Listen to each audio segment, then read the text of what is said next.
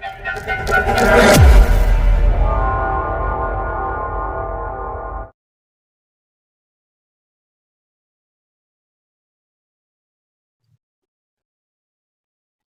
Students, so I welcome all to my YouTube channel Rathore classes Mirzaganj. जी हाँ दोस्तों, तो कैसे हैं आप लोग? उम्मीद करते होंगे कि बढ़िया होंगे और मजे से पढ़ाई लिखाई कर रहे होंगे। तो जैसा कि आपका क्लास 11 का चैप्टर नंबर 21 का 4 वीडियो जा चुका है। आज ये आपका पार्ट 5 वीडियो रहने वाला है, यानी कि 5वां वीडियो रहने वाला है चैप्टर नंबर 21 का।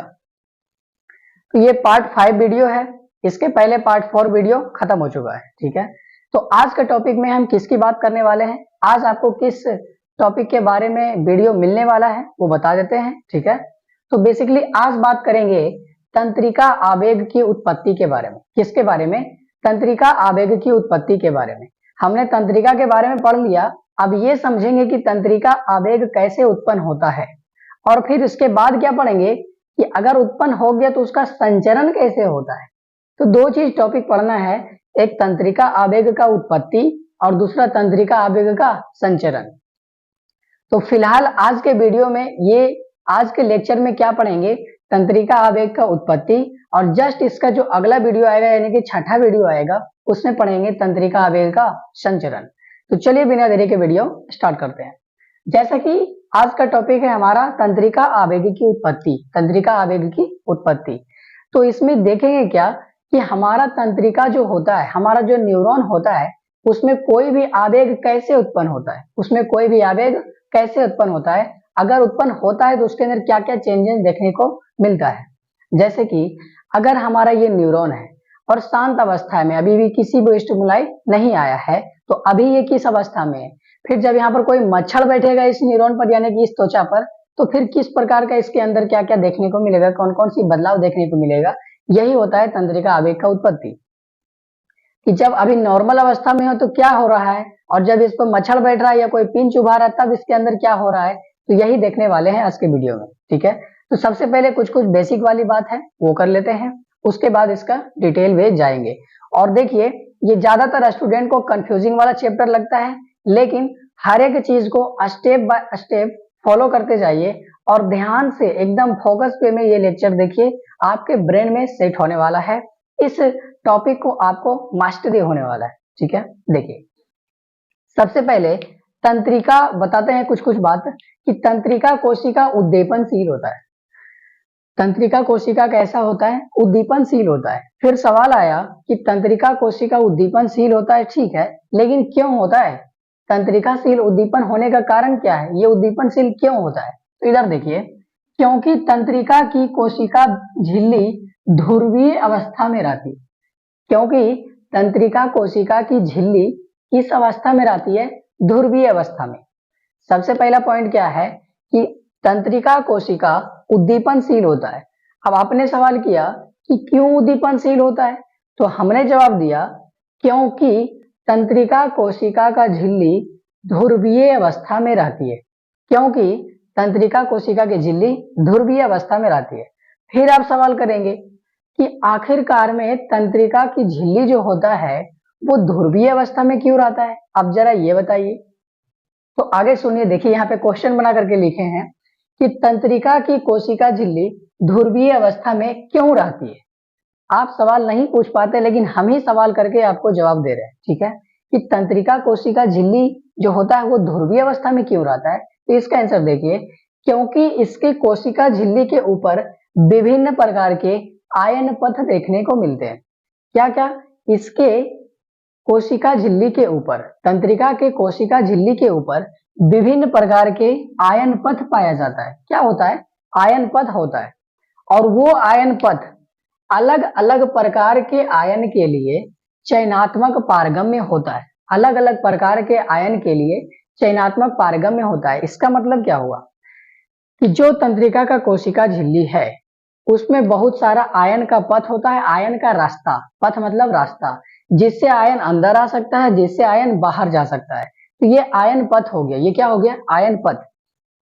और ये जो आयन पथ होता है ये किसी विशेष प्रकार के लिए, अलग अलग प्रकार के आयन के लिए होता है। या चयनात्मक पारगम्य। कैसा?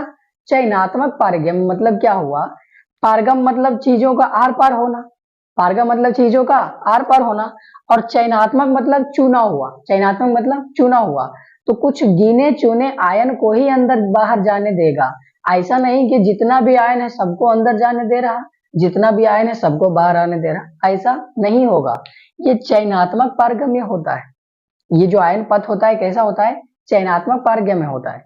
इसीलिए हमारा जो तंत्रिका का कोशिका झिल्ली है वो ध्रुवीय अवस्था में रहता है। कौन अवस्था में रहता है, ध्रुवीय अवस्था में रहता है। तो इतना बात क्लियर हो गया, तो आगे बढ़ते हैं। ठीक है, अभी तक हम दो सवाल जवाब किए कि तंत्रिका कोशिका उद्दीपनशील होता है, तो क्यों होता है, क्योंकि यह ध्रुवीय अवस्था में रहता है। फिर दूसरा सवाल आया कि आखिरकार में तंत्रिका कोशिका का झिल्ली ध्रुवीय अवस्था में क्यों रहता है, क्योंकि इसके कोशिका झिल्ली पर अलग अलग प्रकार के आयन पथ होते हैं, और वो आयन पथ किसी विशेष आयन के लिए या अलग अलग प्रकार के आयन के लिए चयनात्मक पारगम्य होता है।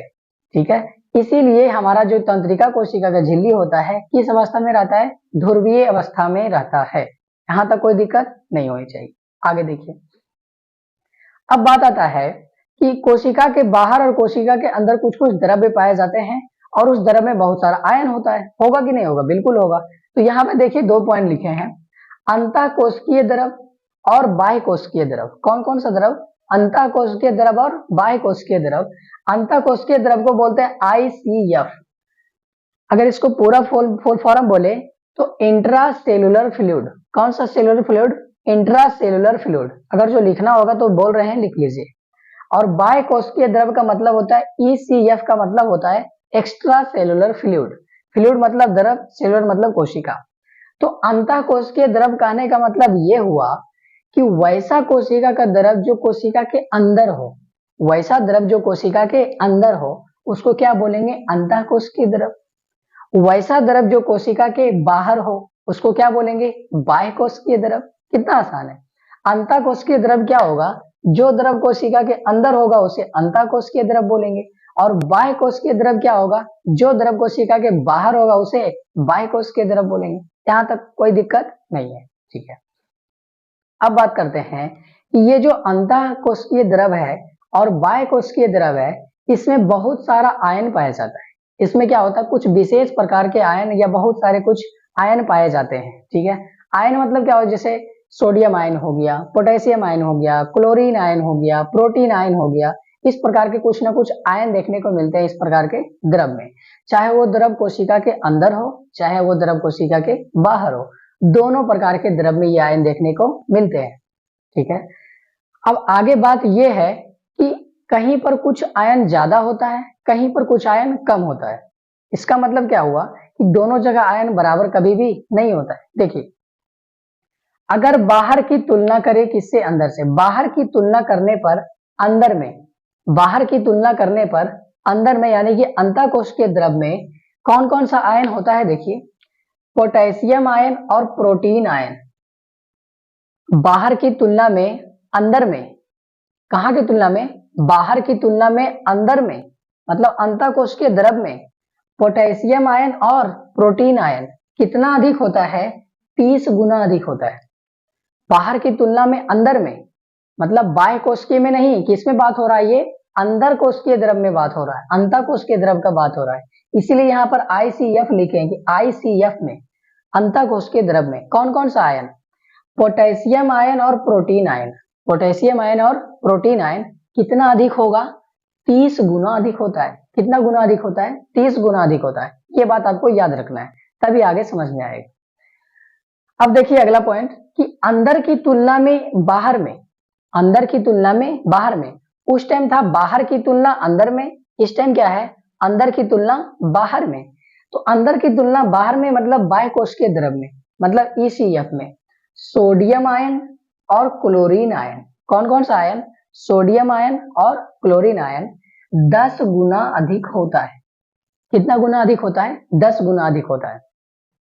तो इसका मतलब यह हुआ कि जो अंदर का द्रव है उसमें पोटेशियम आयन है और प्रोटीन आयन है, बाहर की तुलना से कितना ज्यादा है, 30 गुना ज्यादा है।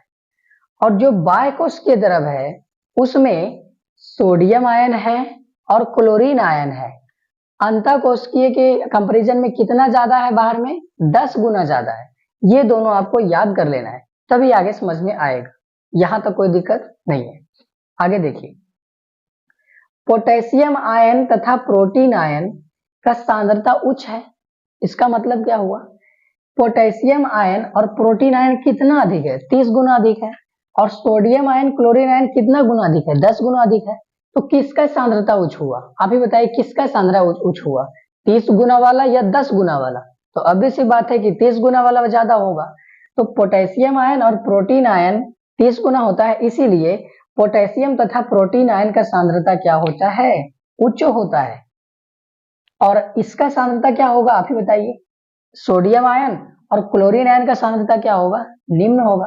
तो वही बात लिखे हैं, सोडियम आयन और क्लोरीन आयन की सांद्रता निम्न होती है। तो जिसका 30 गुना है उसका सांद्रता ज्यादा हो गया, जो 10 गुना है उसका सांद्रता निम्न हो गया। तो 30 गुना कौन है, पोटेशियम आयन है और प्रोटीन आयन है। तो ये क्या हो जाएगा, उच्च सांद्रता होगा। और निम्न सांद्रता कौन होगा, जिस जो कम है, कम गुना अधिक है। तो सोडियम आयन और क्लोरीन आयन कितना है, 10 से गुना अधिक है, तो इसका सांद्रता क्या हो जाएगा, निम्न हो जाएगा। अब यहाँ पर दो चीज मिला, एक उच्च सांद्रता वाला और एक निम्न सांद्रता वाला। इसका मतलब क्या हुआ कि इसमें क्या निर्माण हो गया, सांद्रता प्रवणता। इसके कोशिका झिल्ली पर क्या उत्पन्न हो गया, क्या निर्माण हो गया, सांद्रता प्रवणता। मतलब एक तरफ आयन बहुत ज्यादा है और एक तरफ आयन बहुत कम है। मतलब एक तरफ आयन का सांद्रता उच्च है और दूसरी तरफ आयन का सांद्रता निम्न है। तो इसमें क्या निर्माण हो रहा है, सांद्रता प्रवणता। क्या निर्माण हो रहा है, सांद्रता प्रवणता का निर्माण हो रहा है। ठीक है, अब आगे देखिए एक नोट पॉइंट। तंत्रिका कोशिका के झिल्ली पर पाए जाने वाले आयनिक प्रवणता को सोडियम पोटेशियम पंप द्वारा नियमित किया जाता है।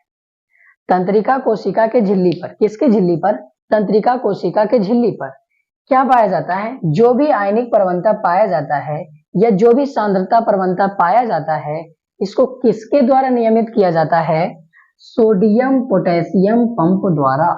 किसके द्वारा नियमित किया जाता है, सोडियम पोटेशियम पंप द्वारा। तो अभी अभी बताए हैं कि बाहर में सांद्रता ज्यादा होगा और अंदर में सांद्रता कम होगा। तो इसको नियमित कैसे करेंगे, इसको बराबर कैसे करेंगे, तो किसके सहारे करते हैं, सोडियम पोटेशियम पंप द्वारा। किसके सहारे करते हैं, सोडियम पोटेशियम पंप द्वारा करते हैं। तो यहां तक इतना बात क्लियर हो जाना चाहिए। तो अभी ये बेसिक सा बात किए हैं, किसमें, आवेग संचरण का बेसिक सा बात किए हैं। अब क्या होगा, एक एक करके इसका स्टेप देखेंगे।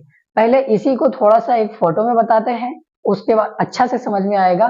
तो उसके बाद 4 स्टेप है, उस 4 स्टेप से पूरा ये टॉपिक क्या हो जाएगा, समाप्त हो जाएगा। फिलहाल आपको इसको उतारने का मौका मिल रहा है, इसको स्क्रीनशॉट मारने का मौका मिल रहा है।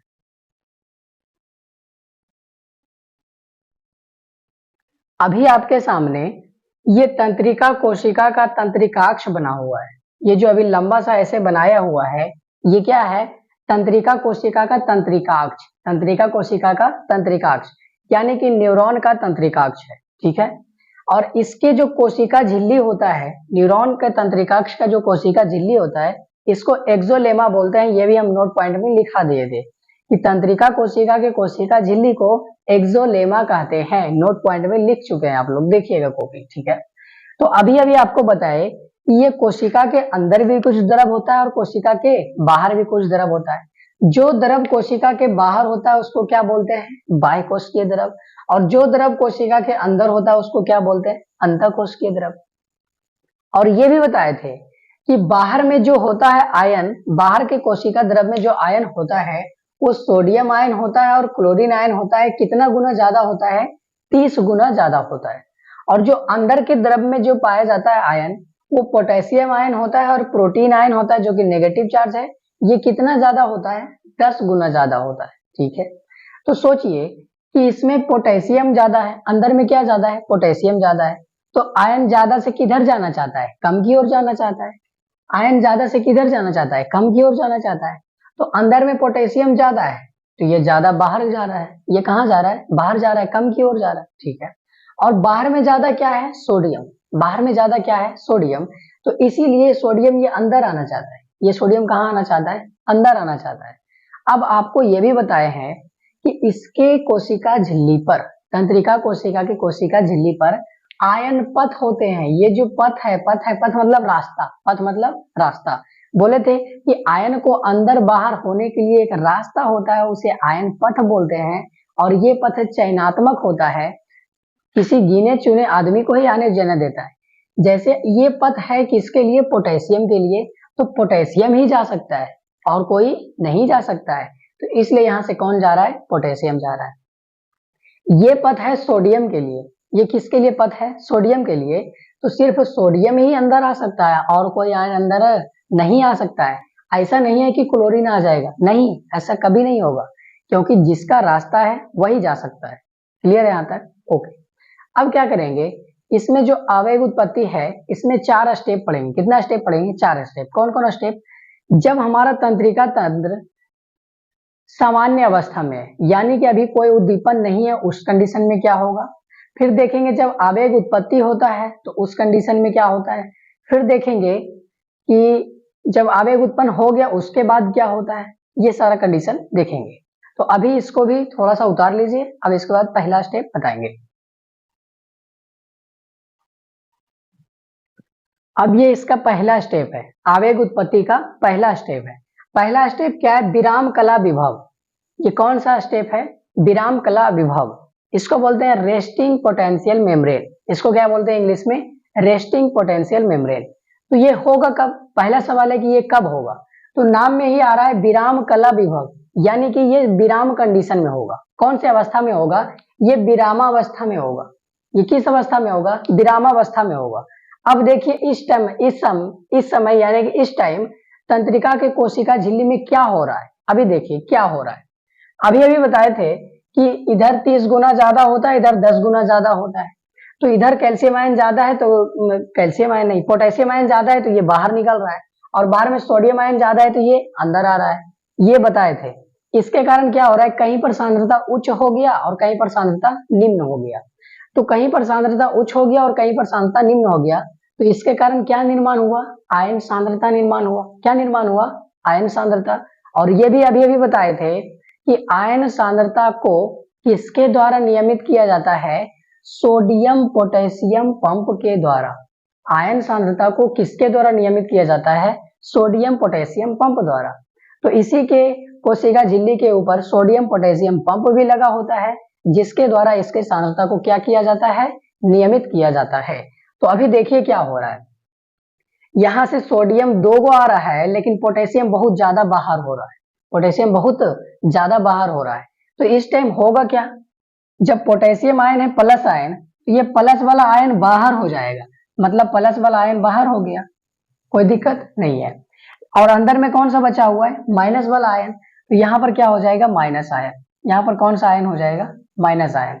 तो इसके कोशिका झिल्ली पर बाहर की ओर हो जाता है धन आयन और अंदर की ओर हो जाता है ऋण आयन। अंदर की ओर क्या हो जाता है? ऋण आयन हो जाता है। ऐसा क्यों हुआ? देखिए ध्यान से देखिए, सोडियम आयन है प्लस वाला और पोटेशियम आयन भी है प्लस वाला, लेकिन प्रोटीन क्या है? माइनस वाला है।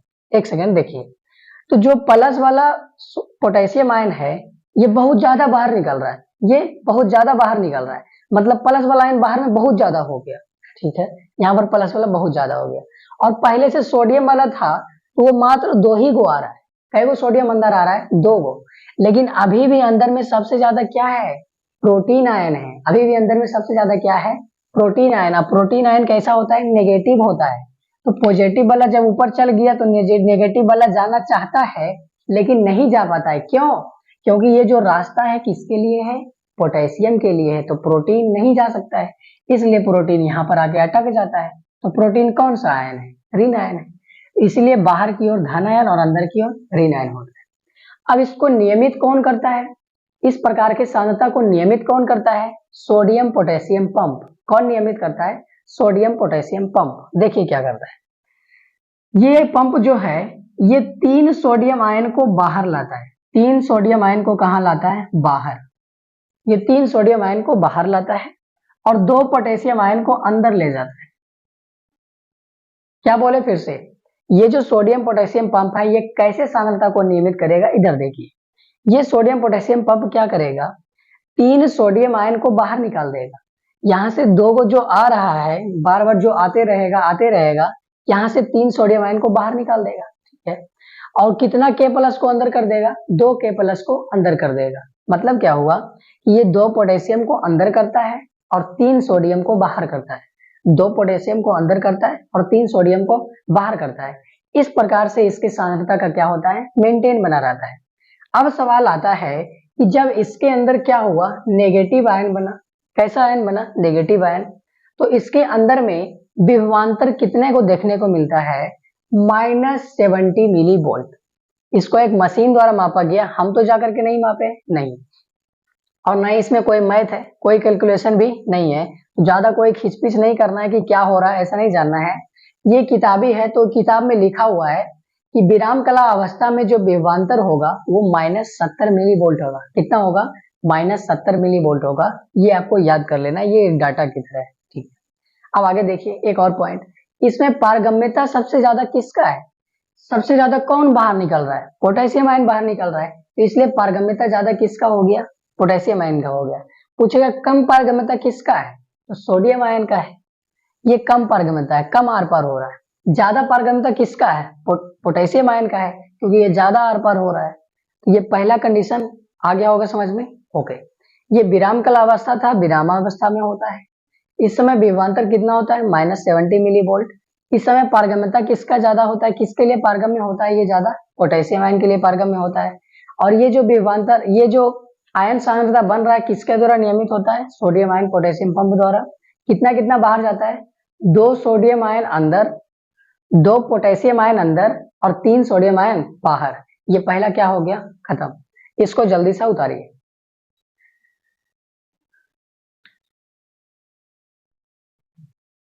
ये दूसरा कंडीशन है। दूसरा कंडीशन क्या है, क्रियात्मक विभव। इसको बोलते हैं एक्शन पोटेंशियल मेम्ब्रेन। इसको कौन सा मेम्ब्रेन बोलते हैं, एक्शन पोटेंशियल मेम्ब्रेन। ये तभी होता है, वो स्टेप था विराम वाला, लेकिन ये स्टेप कब होगा, जब कोई उद्दीपन आएगा। मतलब अभी ऐसा तंत्रिका है, ऊपर से कोई टच करेगा हमारे हाथ को, तो जो तंत्रिका है उसमें ये क्या होने वाला है, क्रियात्मक विभव होने वाला है। तो क्रियात्मक विभव तभी होगा जब कोई उद्दीपन आएगा, जब कोई उद्दीपन आएगा, ठीक है। तो मान लीजिए क्या हुआ, यहां से कोई उद्दीपन आया, यहां से क्या आया, कोई उद्दीपन आया, ठीक है। जैसे ही उद्दीपन आया क्या हुआ, देखिए जैसे ही उद्दीपन आता है तो हमारा जो ये तंत्रिका का कोशिका झिल्ली का जो है, ये तंत्रिका का जो तंत्रिकाक्ष है, इसका जो कोशिका झिल्ली होता है, ये सोडियम आयन के लिए पारगम्य हो जाता है। किसके लिए पारगम्य हो जाता है, सोडियम आयन के लिए। अच्छा, अभी अभी जो बताए थे वो विराम अवस्था था, और वो किसके लिए पारगम्य था, पोटेशियम आयन के लिए। इसलिए पोटेशियम आयन बहुत ज्यादा निकल रहा था कि नहीं निकल रहा था, ठीक है। वही कंडीशन है दूसरा कि क्रियात्मक विभव में क्या होता है, जब उद्दीपन आया तो ये जो कोशिका झिल्ली है सोडियम आयन के लिए पारगम्यता हो गया। किसके लिए पारगम्यता हो गया, सोडियम आयन के लिए। तो अब ज्यादा से ज्यादा अंदर सोडियम आ गया। अब क्या हो गया, ज्यादा से ज्यादा सोडियम अंदर आएगा। देखिए बहुत ज्यादा सोडियम अंदर आने लगा। क्यों, क्योंकि उद्दीपन आया, और जैसे उद्दीपन आया तो किसके लिए पारगम्य हो गया कोशिका झिल्ली, सोडियम के लिए। तो सोडियम है प्लस आयन, सोडियम कैसा आयन है, प्लस आयन। तो जब अंदर में बहुत ज्यादा प्लस आयन आने लगेगा तो सोचिए उस टाइम कितना मिली वोल्ट था, -70 मिली वोल्ट था क्या, ठीक है। तो जब प्लस आएगा तो प्लस वाला आते जाएगा तो माइनस को 0 कर देगा, और ज्यादा प्लस वाला आएगा तो +10 होगा, और आएगा तो +20 होगा, और आएगा तो +30 होगा। जब इसका विभवांतर +30 हो जाएगा, जब अंदर में विभवांतर कितना हो जाएगा, +30, इसका मतलब आवेग उत्पन्न हो गया। क्या उत्पन्न हो गया, आवेग उत्पन्न हो गया। जब ये अंदर का विभवांतर +30 मिली वोल्ट हो जाता है, इसका मतलब आवेग का उत्पन्न हो गया।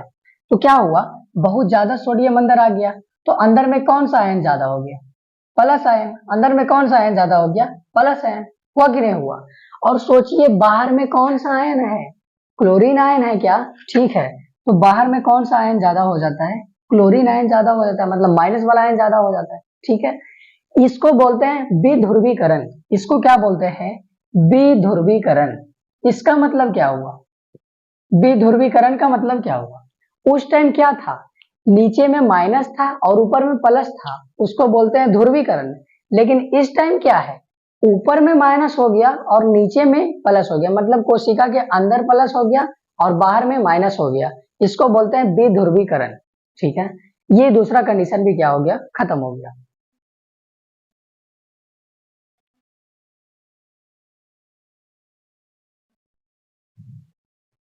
अब है तीसरा कंडीशन। अब कैसा कंडीशन है, तीसरा कंडीशन। ठीक है, तीसरा कंडीशन को बोलते हैं पुनः ध्रुवन। तीसरा कंडीशन को क्या बोलते हैं, पुनः ध्रुवन। यानी कि जो पहला वाला कंडीशन था फिर से वही आने वाला है, फिर से जैसा विराम था फिर से विराम अवस्था में लाएगा कि नहीं।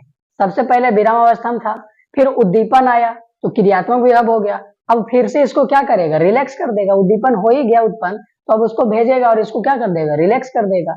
तो अब क्या होने वाला है, पुनः ध्रुवन होने वाला है।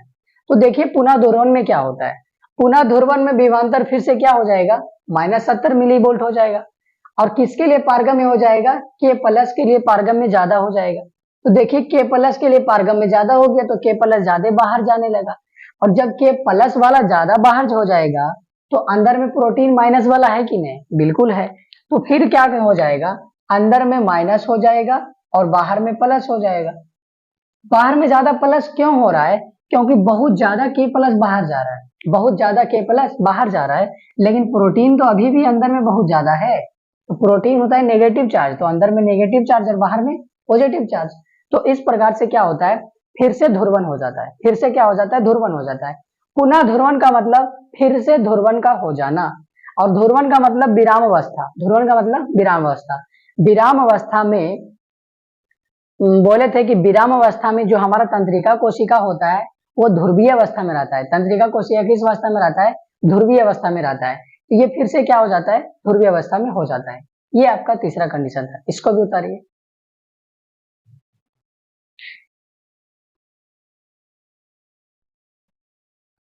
वैसे तो क्या हो गया, नॉर्मली तीनों स्टेप पूरा हो गया, तीनों स्टेप क्या हो गया, पूरा हो गया।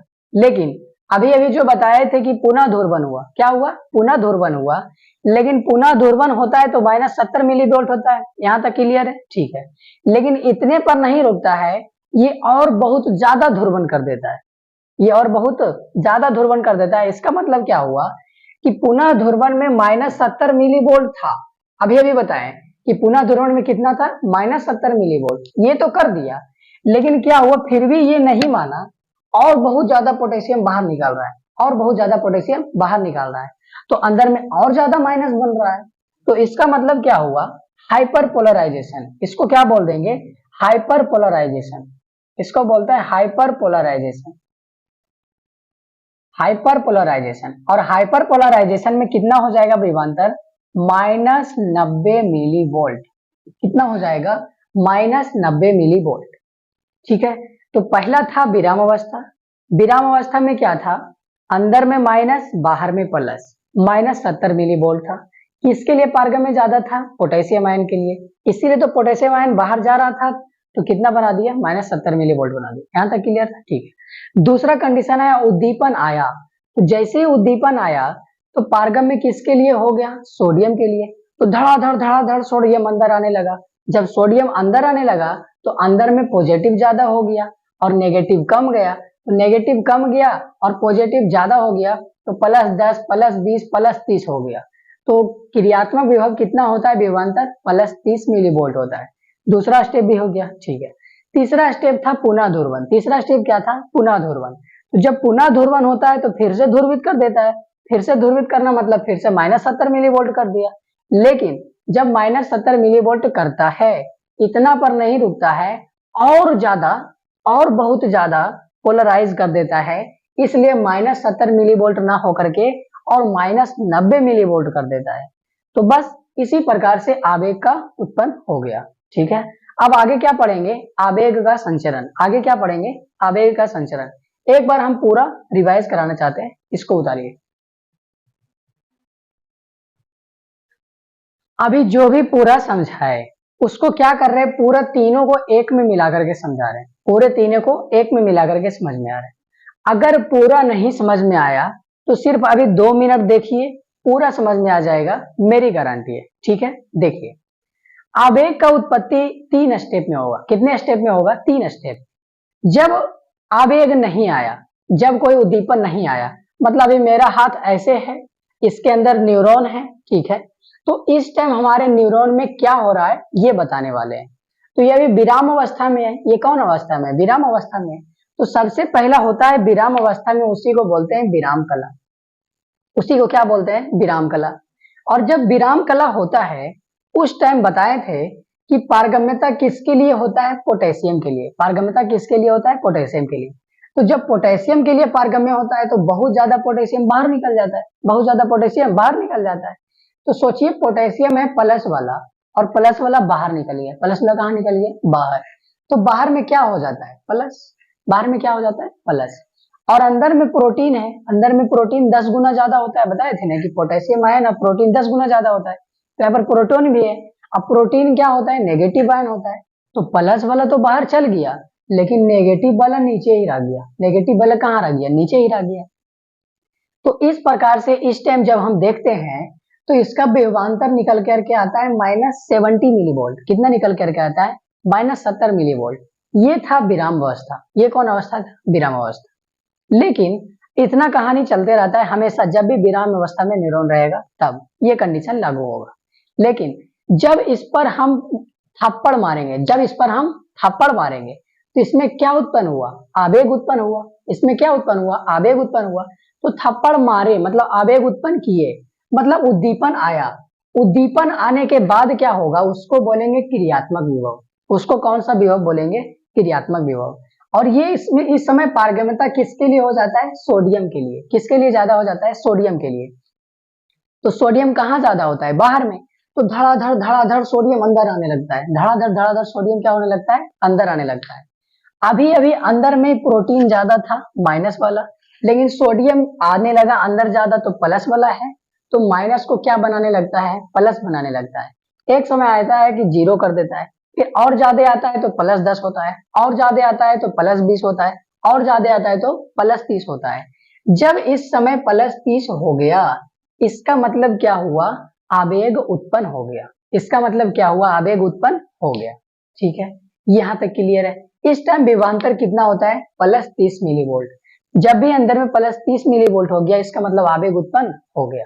ठीक है, जब आवेग उत्पन्न हो गया तो क्या होगा? फिर से अगला स्टेप क्या होगा? पुनः ध्रुवण। अगला स्टेप क्या होगा? पुनः ध्रुवण। अच्छा, जब अभी +30 हुआ इसका मतलब क्या हुआ कि प्लस वाला आयन बहुत ज्यादा बाहर आ गया। तो प्लस वाला आयन बहुत ज्यादा बाहर आ गया इसका मतलब प्लस वाला अंदर, और ऊपर में जो बाहर में था क्लोरीन आयन 30 गुना अधिक था। तो क्लोरीन आयन माइनस में होता है तो बाहर में माइनस आयन हो गया।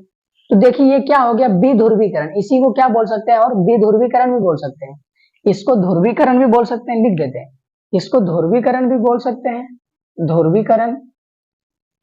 और इसको विध्रुवीकरण भी बोल सकते हैं। इसको क्या बोल सकते हैं? विध्रुवीकरण। विध्रुवीकरण, ठीक है। और इसको बोलते हैं पुनः ध्रुवण। इसको क्या बोलते हैं? पुनः ध्रुवण। पुनः ध्रुवण का मतलब क्या हुआ? फिर से ये ध्रुवण वाला अवस्था आ जाएगा। कौन सा अवस्था आ जाएगा? ध्रुवण वाला अवस्था। देखिए जब ध्रुवण वाला अवस्था आ जाएगा तो विभवांतर कितना हो जाएगा? -70 मिलीवोल्ट। तो देखिए यहाँ भी कितना था? -70 मिलीवोल्ट था। ठीक है, पारगम्यता किसके लिए ज्यादा था? पोटेशियम के लिए ज्यादा था। तो यहाँ भी पारगम्यता किसके लिए ज्यादा हो गया? पोटेशियम आयन के लिए ज्यादा हो गया। तो ज्यादा से ज्यादा पोटेशियम बाहर चल गया। जब पोटेशियम बाहर चल गया तो बाहर में पोटेशियम मतलब प्लस, बाहर में पोटेशियम मतलब प्लस, और अंदर में कौन है? प्रोटीन है। अंदर में कौन है? प्रोटीन है। प्रोटीन कैसा होता है? नेगेटिव। तो अंदर में कैसा चार्ज हो जाएगा? नेगेटिव हो जाएगा। ये क्या हो गया? पुनः ध्रुवण। अच्छा, एक और स्टेप बताए थे कि अगर बहुत ज्यादा पोटेशियम बाहर चल जाएगा, अगर बहुत ज्यादा पोटेशियम बाहर चल जाएगा तो इस टाइम क्या हो जाएगा? -90 मिलीवोल्ट। क्या हो जाएगा? -90 मिलीवोल्ट हो जाता है। और उस कंडीशन को बोलते हैं हाइपर पोलराइजेशन। उस कंडीशन को क्या बोलते हैं? Hyperpolarisation. तो इस प्रकार से आवेग उत्पन्न होता है। यहां तक इसी के साथ ये टॉपिक होता है समाप्त। इसी के साथ बने रहिए हमारे साथ। मिलते हैं अगले वीडियो में जब आवेग का उत्पन्न हो गया। अब अगला वीडियो में क्या पढ़ेंगे? आवेग का संचरण। तो मिलते हैं अगला वीडियो में, तब तक के लिए धन्यवाद।